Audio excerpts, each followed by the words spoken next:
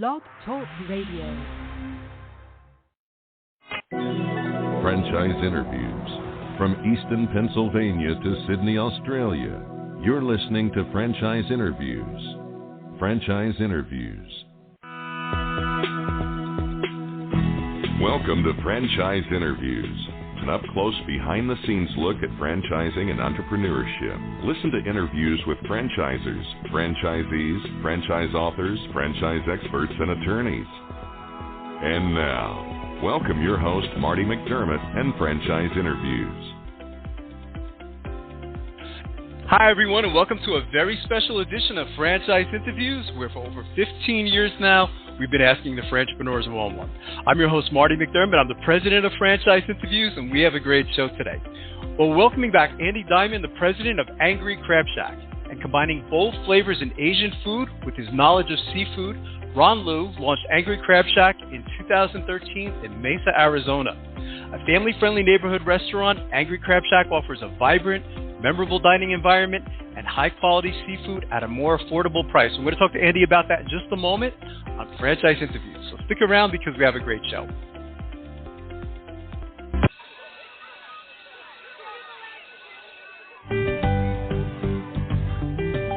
Franchise Teacher. Would you like to know how to franchise your concept or grow your franchise business? Meet the experts at Franchise Teacher. The goal of Franchise Teacher is to teach, coach, consult, and advise. The team of experts at Franchise Teacher will evaluate your business model and present you with a winning business strategy. Franchise Teacher will help you decide whether or not your concept works and if it's franchisable. Franchise Teacher is proud to have over 30 years of experience in franchising as both franchisees and franchisors.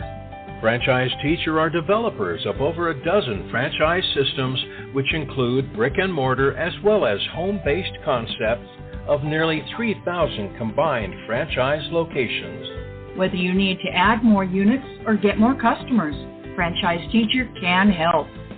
We will teach. Franchise Teacher will help you learn our proven system. Coach. Franchise Teacher will help you provide a game plan to succeed. Consult. Franchise Teacher will make sure you stay on track. And advise.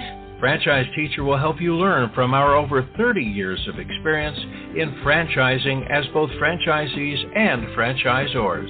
Take advantage of our free, no-obligation phone consultation. Simply go to franchiseteacher.com or call us at 561-385-3032. That's franchiseteacher.com. Or call us at 561-385-3032. Hi, this is Connie McDermott, Administrative Assistant for Franchise Interviews, LLC, and you're listening to Franchise Interviews. Franchise Interviews. From Easton, Pennsylvania to Sydney, Australia, you're listening to Franchise Interviews. Franchise Interviews. Hi, everyone, and welcome back to a very special edition of Franchise Interviews, where for over 15 years now, we've been asking the Franchpreneurs one-on-one. I'm your host, Marty McDermott. I'm the president of Franchise Interviews, and as we were saying earlier, we have a great show today. We're welcoming back Andy Diamond, the president of Angry Crab Shack, and combining bold flavors in Asian food with his knowledge of seafood, Ron Liu launched Angry Crab Shack in 2013 in Mesa, Arizona. Hi, Andy. How are you? Welcome to the show. Marty, what's going on? Thanks for having me back. Oh, this is my pleasure, Andy. You know, it's funny. It seems like yesterday that I was talking to you, but I think it was more like 4 or 5 years ago, wasn't it? I feel like it was right when we first began franchising, probably 2017, 2018. So, That's I mean, right. A lot happened since then, right? Exactly, which is why I wanted you to come back on the show, because I have been following Angry Crab Shack since that interview, Andy. So, I mean, it's great to have you on the show. We always like to ask our guests, where are you calling from this morning, Andy? Actually, you know, at our headquarters in Mesa, Arizona, which is just outside of Phoenix. Yeah, it's not too far from our original location. That's fantastic. And, you know, as we were saying, you know, it's interesting because in the introduction, Andy, I mentioned that, Angry Crab Shack started in 2013. So you're coming up on your, 10th year anniversary, it sounds like, which is a big milestone. I thought, maybe we could talk about some of because there's a lot of them. I mean, some of the highlights that's happened in those 10 years. Coming into Angry Crab Shack when I did about 2 months after it opened, if you asked me, hey, do you think this is where you would be in 9 years, almost 10 years, I'd be like, well, I mean, if we do, thank you to all the guests. And I mean, it's been fantastic. Right. Obviously, 18 locations. We have 5 corporate stores, 13 franchises.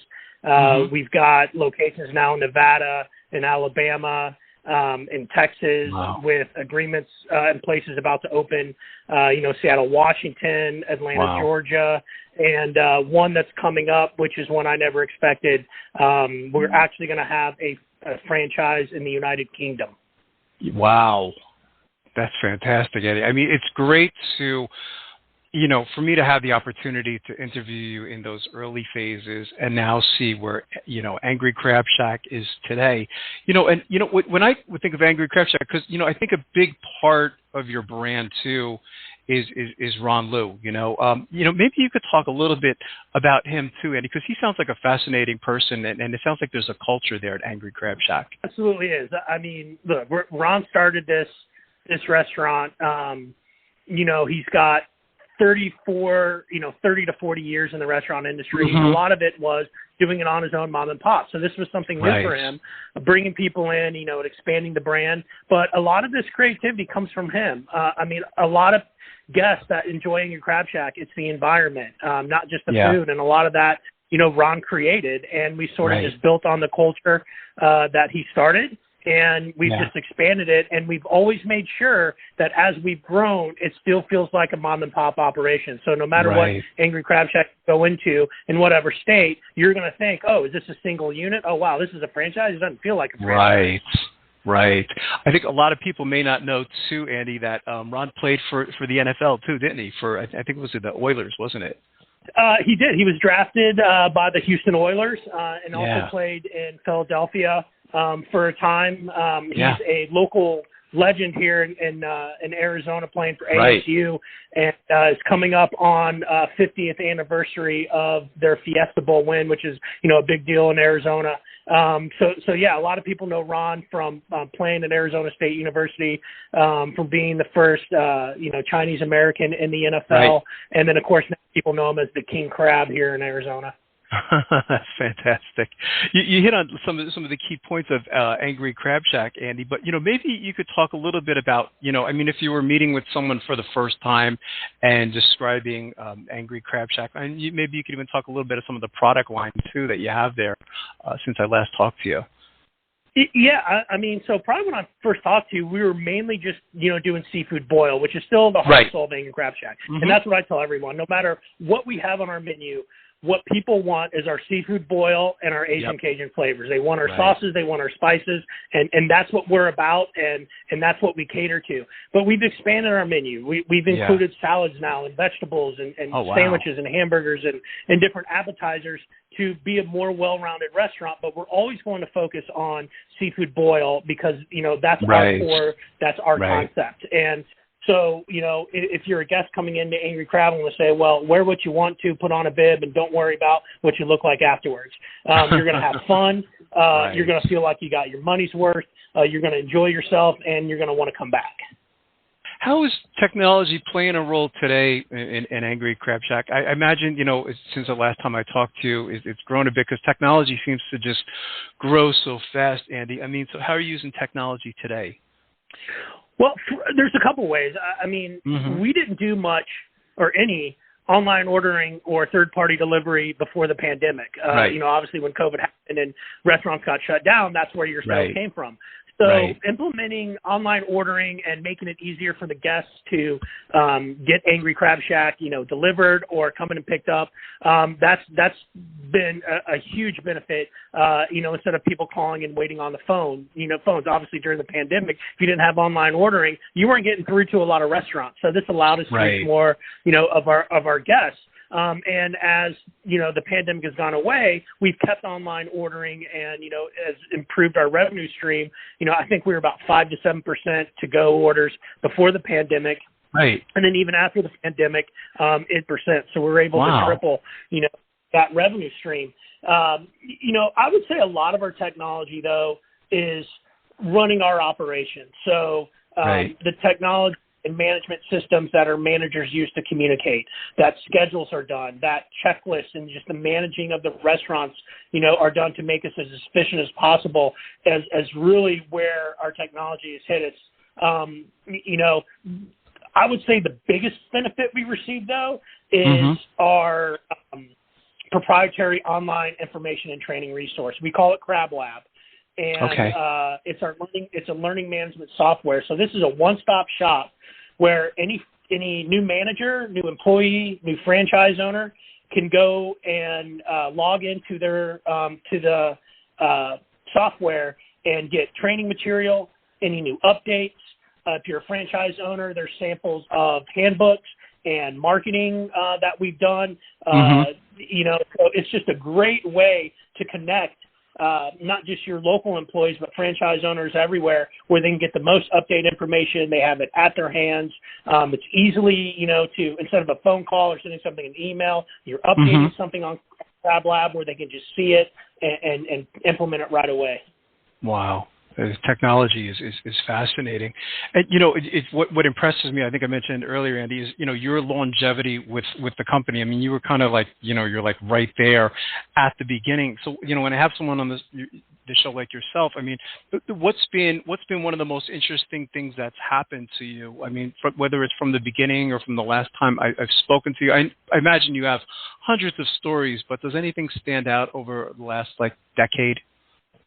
I mean, just the fun and the people that I've met, not just guests, but employees, and sort of the long relationships and, meeting people now, franchise owners in different states and people in different states and just sort of growing like your personal people that you know and you talk with has been awesome. And that's how Angry Crab Shack is. We're really about people.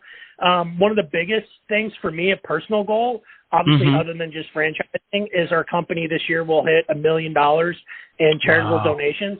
So great. That is something that we're really proud of, and it really says a lot about who we are and that we haven't changed. That in less than in 10 years, we can donate, over $1 million to local charities. So Phoenix Children's Hospital being our biggest partner, but also we do a big promotion for veterans in July that helps out a organization that is dedicated to veterans at risk. So we really like to take care of the people that take care of us.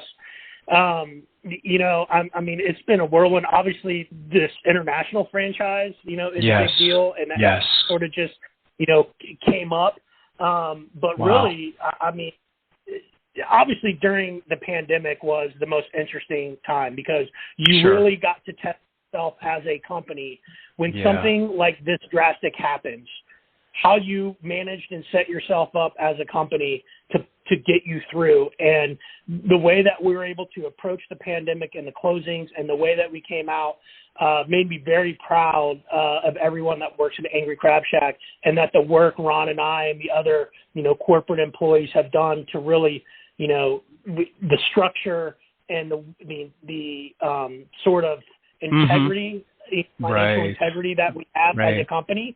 And I think franchise owners and guests see how we came out of this and said, well, if this is a company that's going to grow and actually come out better on the other side of a pandemic, that's the restaurant I want to go to and eat at, and that's the restaurant that I want to go and join and become a franchise owner. You mentioned franchise owners, Andy. So today, in 2022, I mean, what types of characteristics do you look for today in your franchisees? I mean, when you're meeting with someone for the first time, what's most important to you to make sure that they're a good match for the brand? Yeah, so, when we have our discovery day, a lot of the franchise owners have been vetted, they're financially vetted, and right. looking at their experience. Obviously, we want people that have restaurant experience. If they Sure. don't have restaurant experience, then at least good entrepreneurial business experience Right. that Right. they know how to run a business, because it's not Right. easy to do. But when the prospective franchise owner comes in, we want to make sure that we're on the same page, that we have Right. the same ideas, and we have the same desire why we want to have to run a business. Obviously money's there. You do Mm-hmm. a business to make money. You don't go into business Right. to lose money.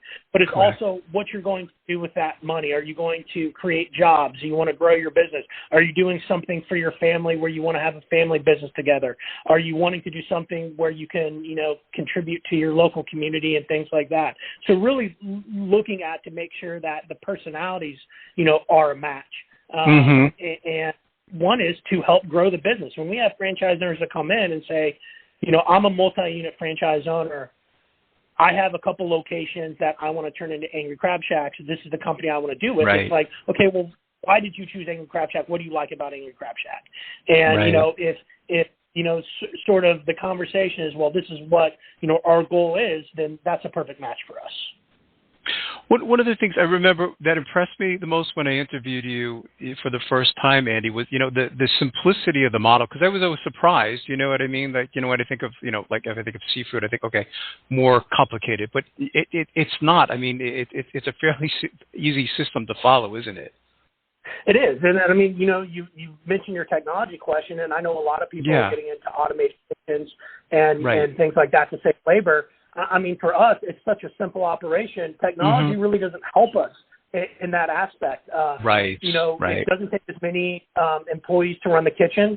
Right. The turnaround of boiling king crab, shrimp, lobster is a lot faster than cooking a steak on a grill. Right. We have implemented some new kitchen equipment items to make things more efficient and faster and easier on the kitchen. Right. So we'll always be looking to improve. But yeah, it's a simple operation, and when franchise owners come in and they actually, eat the food, and they take a tour of our operations and they see the Right. kitchen, they're sort of just like wide-eyed and like, wow, I can't believe Yes. this is as simple as it is, Right. and it just is. It's fantastic. I recall the training. I think it took place in the original restaurant. Andy, how's the training work today for your new franchisees once they decide to come on board? Do they come out to corporate then? Is that how it works? Yeah. So we set up a 5-week training for the managers and the franchise owners that are going to be operational. If there's franchise owners that aren't going to be operational but want to learn the marketing accounting aspect, we'll do a modified training for them, to bring them in. But it's 5 weeks in Arizona. Most of it's going to be at our, corporate location, our original location in Mesa. They'll be front of the house, back of the house. We'll work every position from host to expo to cook. They'll cook at every position. They'll serve. They'll help manage. Final weeks, they are actually running the shifts, so they get practice doing guest resolution and dealing with staffing issues, writing schedules, and what happens when an employee calls out and what you have to do. And in some cases, you might have to get on the line and cook yourself. So we try to give as much training and experience as possible. But also since we have Crab Lab and we have a corporate training center just down the road from our Mesa location, they're going to get classroom work as well. So it's a good combination of, on-the-job training actually in the restaurant operations while also having, that classroom training that you need. Right. You obviously love this business, Andy. When I talked to you, I sense your passion. I mean, is there a way is there such a thing as a typical day for an Angry Crab franchisee? Yeah, so once you sign a franchise agreement, you immediately get one of our store launch manuals, which will take you through the process, including a 120-day checklist. It'll have all the equipment that you will need. It will give you everything you need to open your Angry Crab Shack. But then you'll be assigned your franchise support manager, and you'll having weekly calls. And the calls are to go over each step of your opening process, make sure that you're staying to the timeline, that if there's any questions that you have, you can ask right away. We also bring in other operational members. So as a franchise owner, you'll have multiple calls with our director of marketing. You'll have multiple calls with our kitchen development personnel. Because one thing that we do with Angry Crab Shack is we know that seafood is regional. So if there's certain items, so Atlanta, perfect example in Atlanta. Grouper is very popular in Atlanta. Yes. We don't have grouper, on our menu in Arizona. So we will work with the franchise owners in Atlanta to find grouper and come up with grouper, whether it's a po' boy, a basket, or, just, grilled or blackened grouper. So we're going to bring different operational people in each time. So it's not just your franchise support manager you're talking to. If you've got scheduling questions, we're going to bring in our director of operations to go over scheduling. If you have questions, how many kitchen people do I need? We're going to bring in kitchen managers to basically go over mock schedules. So you're able to talk to everyone that you want to on a weekly basis to get as much information as you can. So when you finally come into training, which will be done near, almost, we try to time it to where you're done with training when you're about a month out from opening your restaurant. So construction's done. That way you can go back and start hiring your employees and set everything up before our training team comes out to you. We spend a week training your employees, and then our training team is there the first week that you're open. We'll be there through your grand opening party and then your first week of business. And if we feel like we need to stay and you want us to stay, we do that as well. We make sure that, you get off on the right foot. I'm curious too, Andy. I imagine social media plays a big part, in the success of Angry Crab Shack, because I imagine a lot of your I know your customers are promoting the brand as well. But maybe you could talk a little bit about that, because I think that's interesting. Absolutely. I mean, obviously we started with Facebook pages, as most places do. I almost feel like now guests go to Facebook pages instead of the website for menus. It's really become, a common thing. Obviously, Instagram is another social media. I mean, it's great because it's free. You can post videos, and the videos that show your food are the best videos, but also videos where you're just doing crazy things to show, sort of who you are as a restaurant is big. Yeah. And then about a year and a half ago, we got into TikTok videos, and TikTok has exploded. So social media is great. It's cheap. Your employees have fun doing these little videos. You kind of just do what you want. And, you never know when someone's just going to share it and just goes viral. That's wonderful. I'm curious, I didn't ask you, Andy, too. I mean, so the franchise that's going to happen in the UK, I mean, how did that even happen anyway? I mean, you don't have to give me all the details, but I mean, I think it's great that you guys are going into the UK, because I could see you expanding throughout, the UK and Europe and places like that. But I mean, I'm sure you were a little bit surprised, or pleased is probably a better word. I mean, I was surprised and pleased. I thought maybe, going international Mexico, especially Arizona, or Canada, that would make the most sense. But it sort of came up. We had this group, and there's a few of these boil type places that are opening up in the UK. Not a lot, but it's starting to get some legs. And we had a group that sort of did their research, and they heard about us. And look, the number one thing that you can do when you're franchising, that is the best advertisement, is your actual restaurant. All the ads and everything that you do, that's going to identify it, how much money people can make from it, what's your median investment. But it doesn't even come close to when people come into your restaurant, eat the food, and enjoy themselves. And so we had a group that flew in, and they spent all Easter weekend in Arizona going to 5 or 6 of our restaurants, and absolutely enjoyed themselves, and let us know that, hey, we came in, we saw your restaurant, we came in and ate at your restaurant, we enjoyed ourselves, we'd like to talk about franchising in London. And then it became about all the the logistics of making sure the agreement was UK compliant, as well as US compliant. So that's sort of been what we've been doing now. This group has their location in central London. It's not far from Buckingham Palace. I think it's going to be a great location. It's going to be a lot of fun. Too. And and of course, our training team is very excited that they get to go to London to open up an Angry Crab Shack. I think it's really exciting, Andy. So when I have someone on the show like yourself, I mean, so because you've been doing this such a long time now, what advice would you give to our listeners, Andy, in their quest to buy a franchise? The majority of our listeners we call them aspiring franchipreneurs. Most of them, they want to get into franchising, and because there's so much out there today, most of our listeners don't even know where to begin. I mean, from everything you've learned up to this point, what advice would you give to our listeners in their quest to buy a franchise? I mean, the number one thing is anyone's going to tell you is you do your research. You research as many possibilities as possible. You get to know everything, not just about the numbers, but about the company itself, because, it's a franchisee-franchisor relationship, but it's a partnership. Right.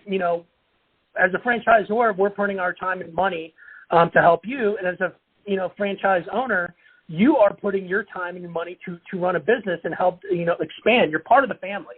So we look at it more franchisee-franchisor relationship, and I think that's very important. You want to know who you're getting into business with. The number one thing I would say is, if you do not have restaurant experience, you find people that do have restaurant experience to run your restaurant. It's going to cost money, but it's money well invested.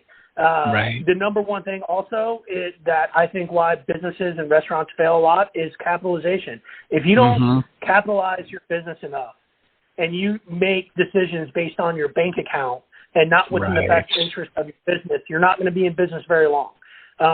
So that's why we vet our franchise owners to make sure they understand that you're going to put a significant amount of money into it. You're going to spend money.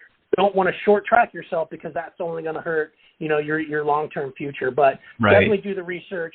Know the people that you're getting the business with. Make sure that you enjoy the place. Make sure that you're enjoying yourselves. If you're not enjoying the people you're doing business with, then there's no reason to go into business with them. That's well said. So if you can look into a crystal ball, Andy, and that crystal ball could be 1 year, 3 years, 5 years down the road, I mean, where do you see Crab Shack in the future? Well, I mean, growing. The one in the UK absolutely, sort of gave us new goals, and to see what happened, because it's in a very touristy part of London. So, this group from the UK eventually wants to become a master franchisor, which could be huge growth in the UK, in a way to grow, without Angry Crab Shack Arizona having to spend a lot of resources. So I would like to look at possibilities in other areas, master franchise agreements. But as far as the U.S., it's expanding from Seattle down to Florida is where we want to go. In 5 years, I would love for Angry Crab Shack to have open, or in the process of opening, close to 50, 60 restaurants nationwide. And then whatever growth that we have in, London and the rest of Europe, that's going to be all gravy. What's the best way, Andy, for our listeners to get more information on Angry Crab Shack? Of course, the franchise opportunity, but even the product itself. I mean, are there any websites you want to kind of direct our listeners to? Absolutely. Obviously, our main website, www.angrycrabshack.com, will have information about all the locations. You'll be able to see pictures of all the locations, look at the menus at all the locations, see sort of the different pricing at the locations, different events that are going on, based on where the location is. You'll learn a little bit about Ron Liu and about Angry Crab Shack, about our vision, which is never be satisfied with what's already been achieved. It's going to tell you that we're always looking to improve, which is, I think, important as a company.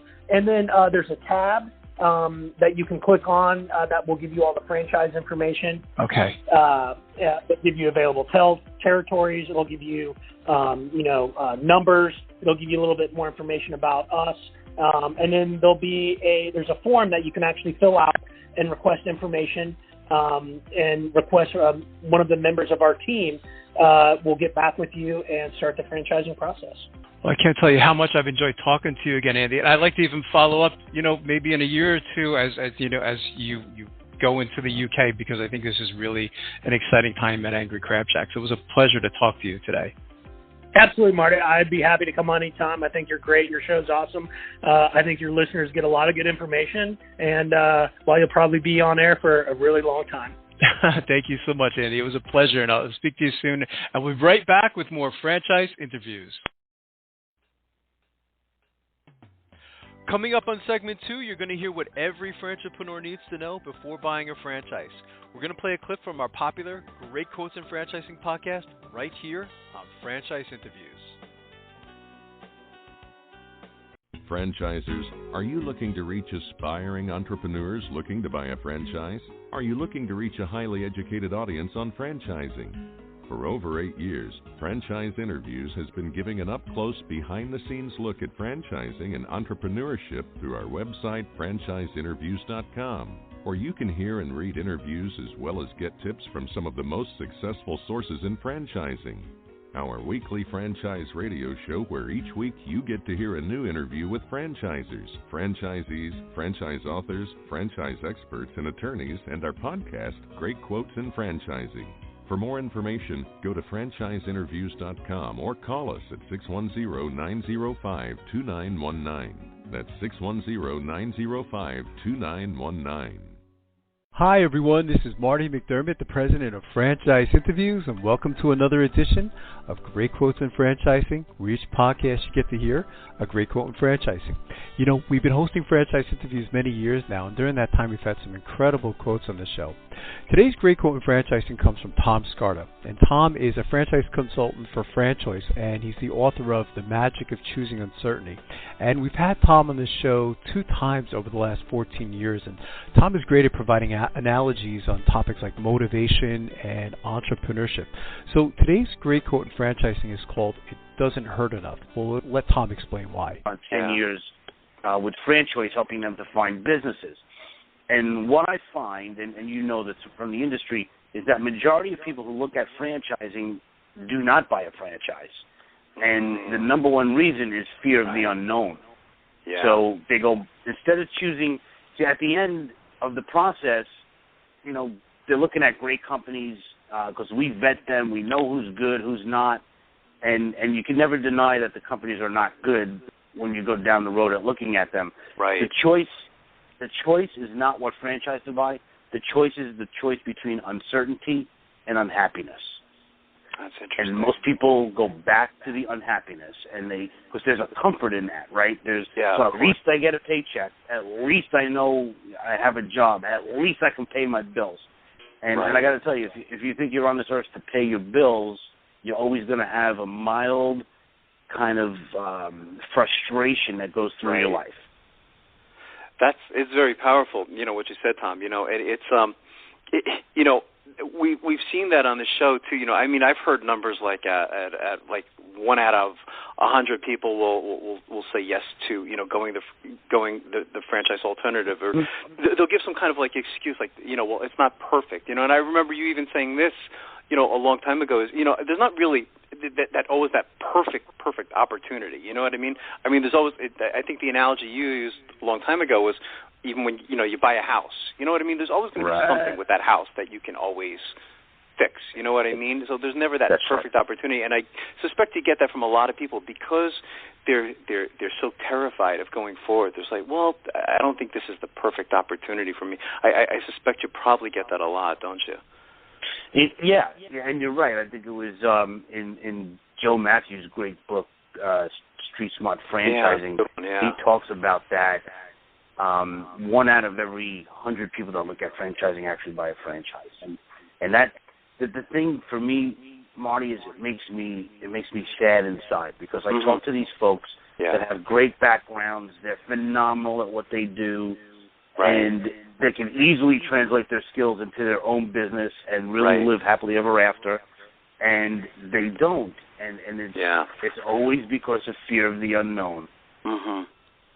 You use a powerful word, Tom. You know, you used happy. You know, and I think it's interesting that how many people there are out there that are, you know, working day to day, and they're just, you know, as you said, they're paying their bills, you know, but they're not happy, are they? And I know a lot of those people who are working for, let's say, the city, and they're going to get their pension at some point, but they just aren't happy. And I can't imagine working 40 years and not being happy. And you wonder, it's really that powerful, and that's why I think your book is so important. The magic of choosing uncertainty is that you lived it, haven't you? I mean, I'm sure you've been through all of those things that a lot of your clients certainly have going through their head, don't they?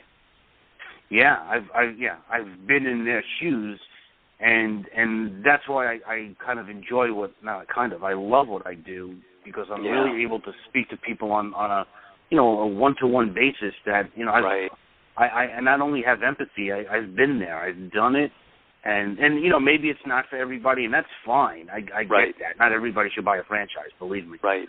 But but when you're there and you're on the cusp, and it's the 11th hour and you have to make a decision, and you run away from it, it's really, really sad. And from my perspective, it is, and I think from their perspective, I just read an article last week that said 86% of Americans want to change their job today. Wow, that's incredible. And I think it was 86%. 86% of Americans want to change their job today, and probably maybe 1% will,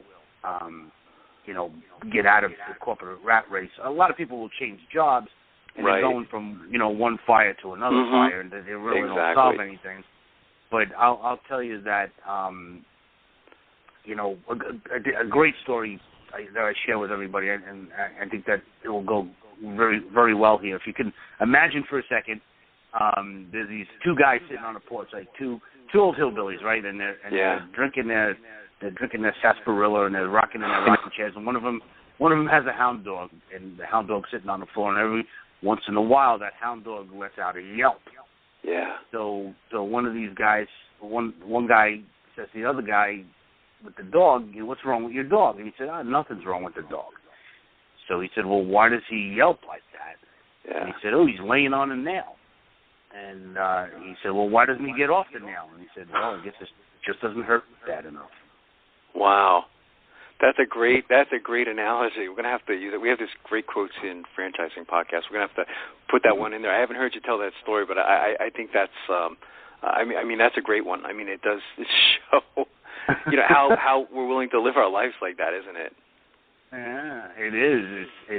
It frustrates the heck out of me. And in the book, I give people what I call fuel for change, which are different exercises at the end of a couple of different chapters where you can go through changing your mindset about things. Yeah. And you realize after a while, all your stuff, all your baggage in that fear department essentially comes from your parents and from your upbringing telling you, no, don't do that, be careful, and if you lose, you're a loser. And that's not the case at all, because when you take a chance, and if it doesn't work out for some reason, there's more life lessons in that failure than there is in any success. And I can tell you that directly from my smoothie experience. Sure. There's so much more to learn when you're trying to climb out of a hole than standing on top of a hill. Yeah, and it's it must be interesting. I'm one of those people, as I mentioned, Tom. My mom is still waiting for me to go apply for the post office. I said I'm going to be 50 years old in 3 years. And I just recently completed my doctorate degree last year, and I think she's still waiting for me to go work for the post office. She just tried to instill that in me as a kid, and maybe that was my reason I went the other direction. It just didn't seem gratifying to me, not to pick on anyone who works for the post office, but I wouldn't have had that. And I love the word you use. You use this word fuel, and we had the great Michael Gerber on our show, and I know you're a fan of his as well. If you'd like to hear that whole interview with Tom Scarta, all you have to do is go to franchiseinterviews.com.